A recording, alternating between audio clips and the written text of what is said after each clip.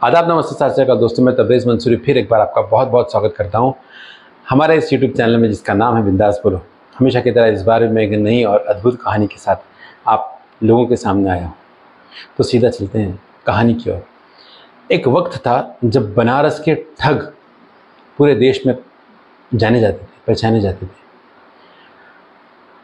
इसी की वजह से बनारस के ऊपर कुछ फिल्में और कुछ गाने भी बने थे। जैसे अमिताभ बच्चन जी ने एक गाना गाया था, खई के पान बनारस वाला, खुल जाए बंद अकल का ताला। उनका कहने का मतलब ये था कि बनारस के लोगों में तो छोड़ो, वहाँ के पान में भी इतनी तासीर है कि कोई खाए तो उसके अकल का ताला खुल जाए। इतना ज़्यादा बनारस के ठगों को माना जाता था पूरे देश में। एक और देवानंद की पिक्चर आई थी, बनारसी बाबू। ऐसे काफ़ी चीज़ें थी, मगर पिछले कुछ सालों से ठग में गुजरात का नाम चल रहा है। पूरी इंडिया में कई सारे ठगी के मामले गुजरात से सामने आए हैं। जैसे कि गुजरात में फेक टोल नाका पकड़ा गया, उसके बाद में फेक आईपीएस ऑफिसर पकड़ा गया जो हाल ही में कश्मीर में अरेस्ट हुए थे। उसके बाद में कई सारे मामले आए हैं जो फेक पुलिस, फेक बीएमसी अधिकारी, फेक इनकम टैक्स अधिकारी, ऐसे कई सारे मामला सामने आए हैं। इससे पहले भी एक चोर था जो जज बना था, और वो चोर की कहानी भी मैंने बना चुका हूँ इसी चैनल पे, जिसका नाम था धनीराम मित्तल, जिसके ऊपर 1000 से ज़्यादा कार चोरी के केसेस थे। 1000 से ज़्यादा कार चोरी के केस। ये बोलने में बहुत आसान लगता है, मगर प्रैक्टिकली ये बहुत मुश्किल चीज़ है।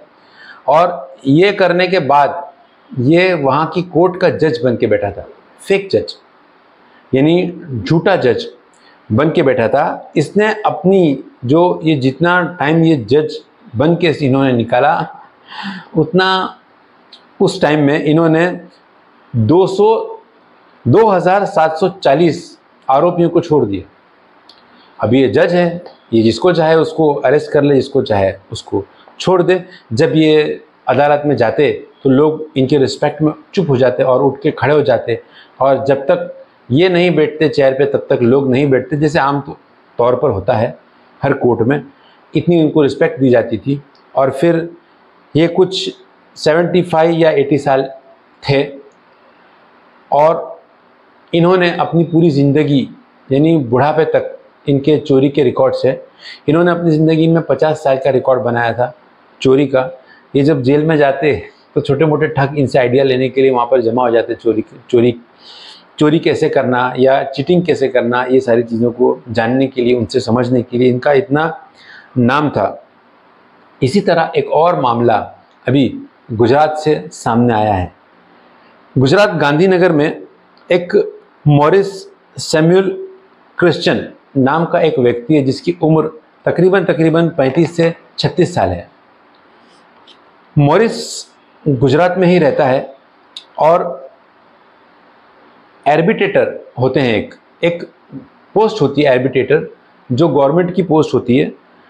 जो जज होते हैं ये उस पोस्ट पे हैं, और ये एर्बिट्रेटर, ये पोस्ट ये होती है कि कोई भी प्रॉपर्टी के मामले में दो लोगों का डिस्प्यूट है, जो अदालत ने जो भी फैसला सुनाई, मगर उसके साथ अदालत एक लाइन लिखती है कि अगर तुम चाहो तो ऊपरी अदालत पर जा सकते हो, अपील फाइल कर सकते हो, मगर बेहतर है कि तुम आपस में सेटलमेंट कर लो बाहर ही बाहर।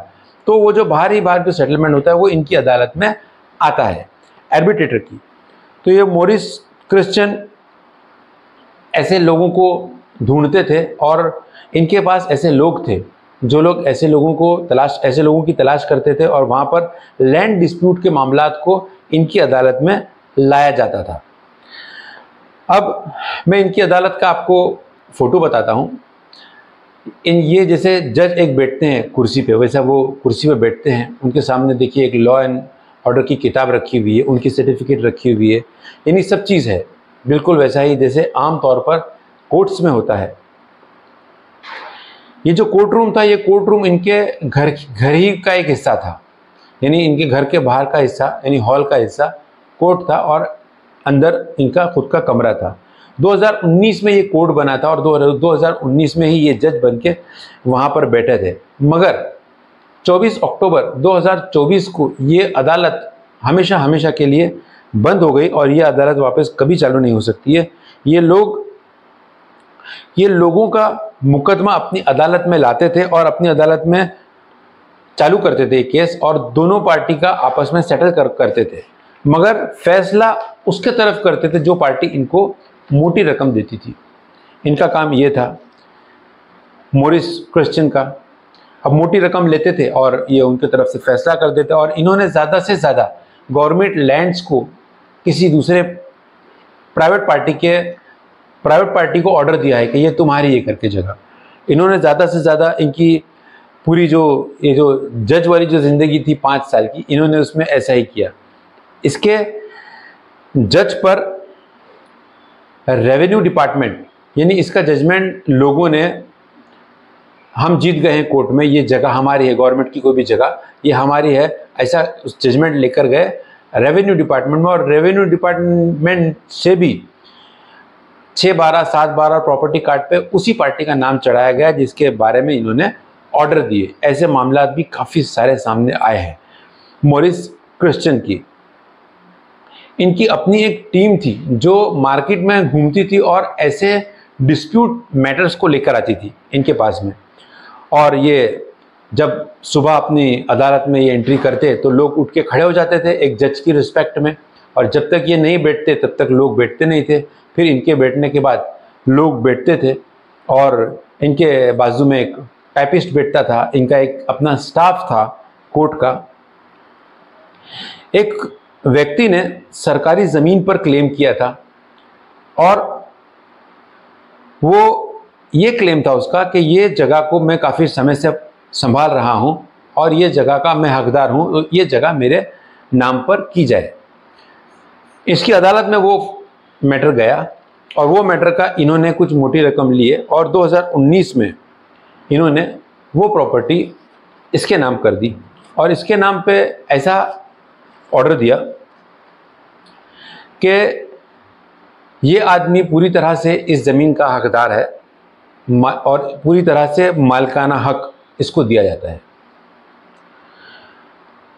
इसी साल 2024 में पार्टी ने, वही पार्टी जिसने सरकारी ज़मीन पर क्लेम किया था और ये मॉरिस क्रिश्चियन ने उसके नाम पर जजमेंट दिया था, वही पार्टी गई सिटी सिविल कोर्ट में, और सिटी सिविल कोर्ट में वो पार्टी ने कहा कि क्योंकि मैं अदालत में, आर्बिट्रेटर की अदालत में मैं ये मैटर जीत चुका हूँ और फैसला मेरे हक में आया है, तो इस फैसले के ऊपर मेरे नाम पर ये ज़मीन पूरी तरह से कर दी जाए, यानी कि पूरा रजिस्ट्रेशन मेरे नाम पर हो, और ज़मीन के जो 6/12, 7/12 प्रॉपर्टी कार्ड वगैरह वगैरह जितने भी डॉक्यूमेंट्स है वो सारे डॉक्यूमेंट्स पर मेरा नाम चढ़ा दिया जाए। जब मैटर सिविल कोर्ट में आया तो वो जज ने गौर से देखा और उन्होंने कहा कि आर्बिट्रेटर को ये ऑर्डर पास करने का अधिकार ही नहीं है, यानी आर्बिट्रेटर ये ऑर्डर पास ही नहीं कर सकता, उसने ऐसे कैसे पास कर दिया। सिटी सिविल कोर्ट के जज ने कहा, और फिर उन्होंने क्या करा, अपने रजिस्ट्रार को कहा कि इसकी इंक्वायरी करो, और उसकी इंक्वायरी की गई। उसकी इंक्वायरी में पता चला कि ऐसा कोई आर्बिट्रेटर उस इलाके में, गांधीनगर इलाके में ऐसा कोई आर्बिट्रेटर बनाया ही नहीं गया है, गवर्नमेंट की तरफ से अपॉइंट ही नहीं किया गया है, और वहाँ पर ऐसा कोई कोर्ट भी अपॉइंट नहीं किया गया, कोर्ट भी नहीं है वहाँ पर।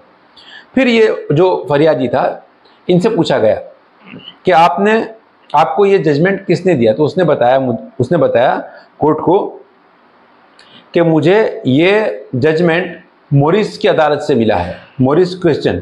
तो उन्होंने एड्रेस पूछा अदालत का, तो उसने एड्रेस दिया। एड्रेस पर जब पता किया गया तो पता चला कि ये एड्रेस पे कोई भी कोर्ट गवर्नमेंट के खाते में नहीं है, यानी गवर्नमेंट के खाते में ऐसा कोई कोर्ट है ही नहीं, वहाँ पर ऐसा कोई कोर्ट बनाने का कोई ऑर्डर ही पास नहीं हुआ है। तो फिर ये अदालत कहाँ से है, इतना बड़ा ये कोर्ट कहाँ से आया, और पिछले 5 साल से ये चल रहा है, धड़ल्ले से चल रहा है, जिसमें हज़ारों लोगों के फैसले हो गए 5 साल के अंदर।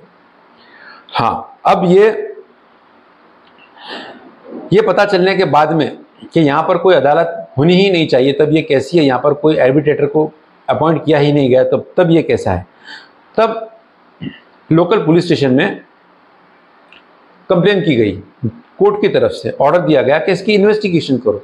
लोकल पुलिस ने जब इन्वेस्टिगेशन की तो पता चला कि ये जो जज है, ये जज फर्जी जज है।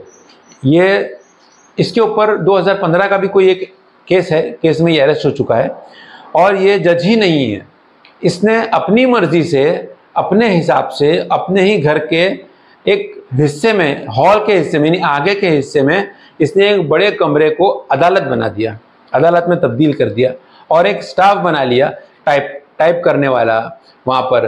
फिर वो जो जज के बाजू में खड़े रहते वो, और जो भी कोर्ट का जो स्टाफ होता है, पूरा एक स्टाफ इन्होंने बनाया खुद के लिए और ये खुद जज बन बैठा। इसके पास गवर्नमेंट का कोई भी अपॉइंटमेंट लेटर नहीं है।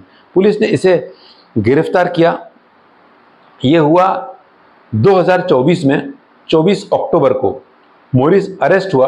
अरेस्ट होने के बाद में सारा जो मामले इसने और ये जितने भी मामला जो करता था वो लैंड डिस्प्यूट के ही करते थे। ये कोई क्रिमिनल मामले को हैंडल नहीं करता था, वहाँ पर सिर्फ और सिर्फ लैंड डिस्प्यूट के ही मामला को ये करता था, ज़मीन जायदाद की डिस्प्यूट्स के मामले को।